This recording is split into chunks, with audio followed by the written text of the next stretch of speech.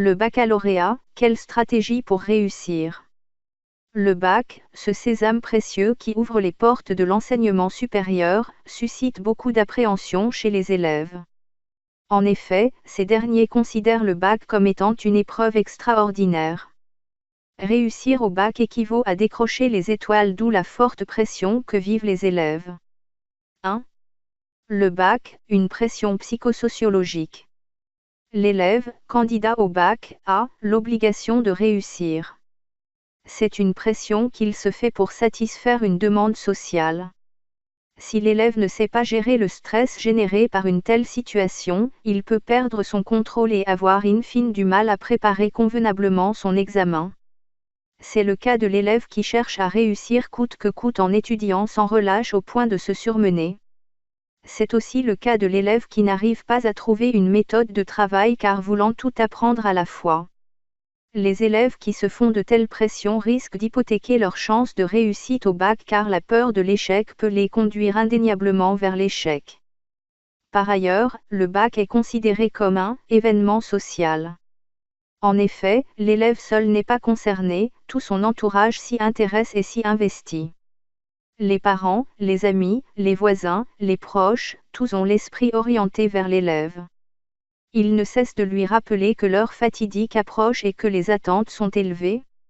À travers cette attitude, ils lui transmettent leur angoisse et stress, ce qui a un impact considérable sur son mental de l'élève. En plus de devoir se concentrer sur ses études pour réussir au bac, l'élève qui est sujet à ces pressions doit essayer de satisfaire les ambitions, parfois, démesurées des parents.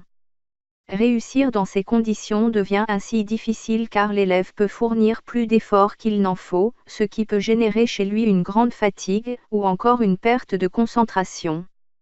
2. Stratégie de préparation de l'examen. Il n'y a pas de recette miracle ou de baguette magique pour réussir son examen. À chacun sa méthode de travail, mais voici quelques conseils pour apprendre et réussir efficacement, c'est-à-dire sans stress ni risque de surmenage. D'abord, il faut que l'élève ait la conviction que seul le travail paie et que la réussite est au bout de l'effort. Il faut aussi qu'il ait confiance en lui-même et travaille avec méthode, rigueur, constance et efficacité. Pour ce faire, il est important de 1. Ne pas attendre la programmation de l'examen pour commencer à travailler. Apprendre tes leçons et faire des exercices régulièrement. Chercher à comprendre tes leçons et à y réfléchir profondément. Apprendre à utiliser un manuel, un dictionnaire, un ouvrage, etc. 2. Veuillez à réviser dans une bonne ambiance cognitive. Éviter toute distraction, bruit, idées inopportunes, etc. Avoir l'habitude de travailler dans la durée pour t'adapter aux conditions de concentration de l'examen. 3. Dors suffisamment, préserve ta santé physique et mentale en évitant une vie indisciplinée en ayant une alimentation saine, riche et variée. Évite trop d'excitants, café, thé, alcool, cigarettes. Évite les nuits blanches communément appelées traversées. Faire du sport, attention à la suractivité. Consacrer du temps à la relaxation pour dominer le stress, musique, promenade, lecture, jeux, etc. Toutes ces actions et comportements nécessitent une bonne gestion de votre temps et de votre énergie. C'est la raison pour laquelle il est fortement recommandé de avoir des principes de travail basés sur la rigueur, l'organisation et la persévérance. Apprendre à vous concentrer sur l'essentiel. Éviter de mener plusieurs activités à la fois, par exemple vouloir réviser plusieurs matières en même temps. Éviter de dépasser vos possibilités physiques et intellectuelles. Savoir alterner les tâches en joignant l'utile à l'agréable, relaxation.